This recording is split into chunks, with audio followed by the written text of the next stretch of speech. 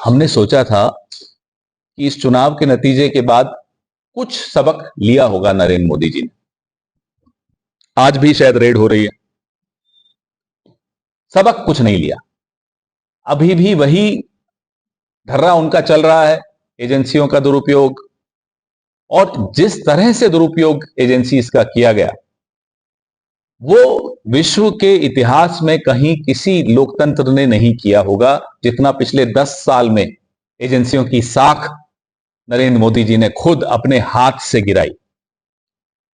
हम संघर्ष कर रहे हैं, करेंगे, लोग देख रहे हैं और लोग इनको जवाब जैसे अभी दिया और माकूल जवाब देंगे, ये हमें पूरा भरोसा है। और हम तो इनको चुनौती भी देते हैं, 7 दिन के लिए एजेंसियां हमें दे दो, सिर्फ 7 दिन के लिए।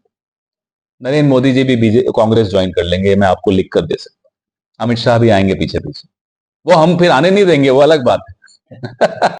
की दिशा में बहुत अच्छा सुझाव है, होना चाहिए। और मुझे लगता है इस पे हमें आंतरिक चर्चा हर पार्टी को करनी चाहिए। हमारी पार्टी तो अवश्य करेगी, हमारा गठबंधन भी करेगा कि ये थोपे जाने वाले चुनाव कैसे रोकें। निर्दलीय, जैसे इन्होंने कहा, निर्दलीय लोग इस्तीफा देके फिर से चुनाव लड़ रहे हैं, ये जरूरी गैर जरूरी चुनाव है बिल्कुल, जिसमें शहीद अजय कुमार के पिता बोल रहे हैं कि नहीं, हमें नहीं मिला। मैं आपको इसमें थोड़ा और खुलासा करके बताता हूं। इंश्योरेंस का 48 लाख, तो इंश्योरेंस का, उसको भी राजनाथ जी कह दें कि ये मुआवजे की राशि है या एक्स ग्रेशिया पेमेंट है तो गलत, तो उनका झूठ पकड़ा गया। 2 इंश्योरेंस होते हैं, वो इंश्योरेंस की जो रकम है वो 98 लाख के लगभग होगी, उसमें सरकार की तरफ से कोई मुआवजा दिया गया हो, ये गलत है।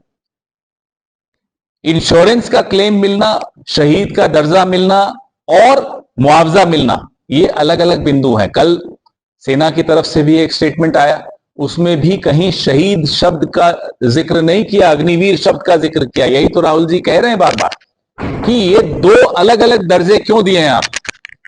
एक को आप शहीद बोलते हो, दूसरे को आप अग्निवीर बोलते हो, शहीद भी नहीं बोलते। कहां है पेंशन, कहां है मुआवजा, कहां है एक्स ग्रेशिया? तो वो झूठ माननीय रक्षा मंत्री का सरेआम संसद के पटल पर झूठ बोलते हुए हमारे देश के रक्षा मंत्री पकड़े गए। ये बोलते हुए बड़ी पीड़ा हो रही जाता है। फिर से इस्तीफा देकर चुनाव क्यों लड़ना चाहता है? बनेगा तो फिर भी एमएलए, रहेगा तो फिर भी विपक्ष का एमएलए। 12वीं पास करता है बच्चा, क्या वापस 12वीं देने चला जाता है? पास हो गए ना, आगे बढ़िए।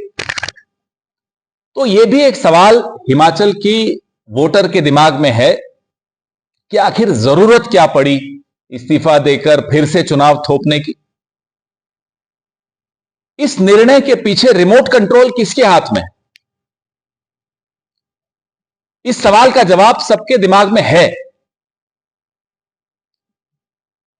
हिमाचल प्रदेश इकलौता ऐसा राज्य है जो देश में ओपीएस दे रहा है, और इस बात का खामियाजा, इस बात की सजा नरेंद्र मोदी जी हिमाचल को देते रहे।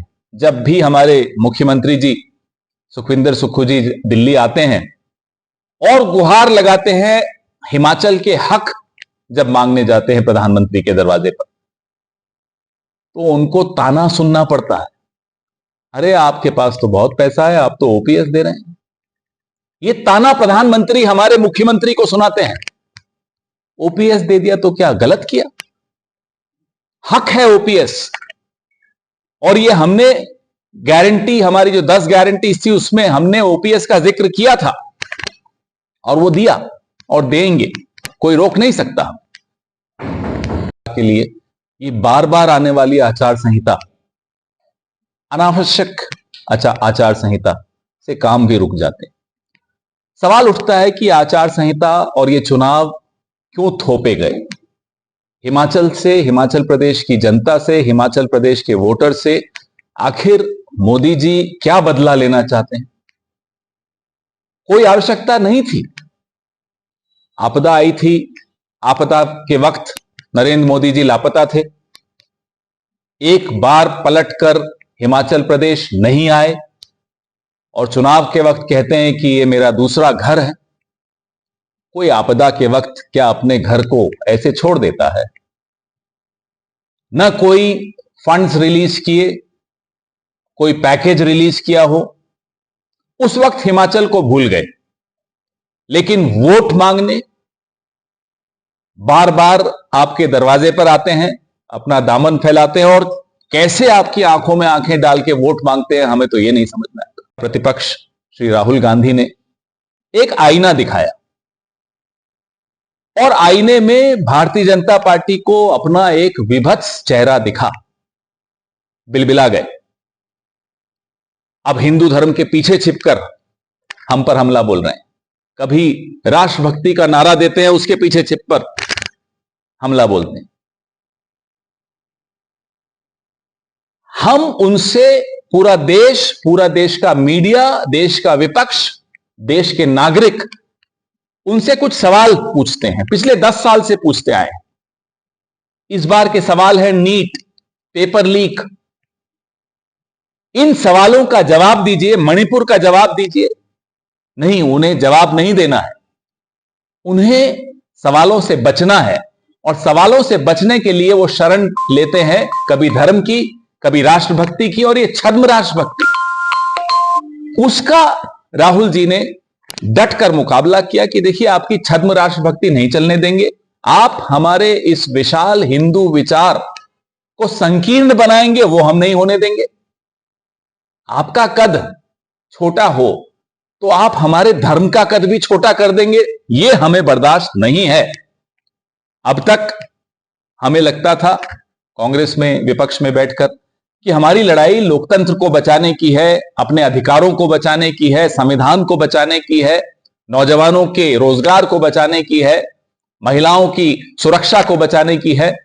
अब हम आश्वस्त हो गए हैं कि हमारी लड़ाई ये तो है ही, इसके साथ साथ